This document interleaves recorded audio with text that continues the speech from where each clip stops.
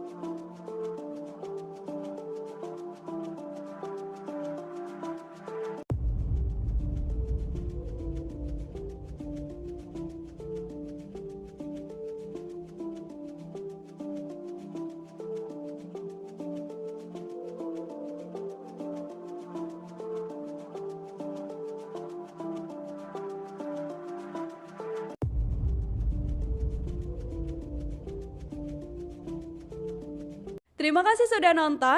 Jangan lupa like, subscribe, dan share ya.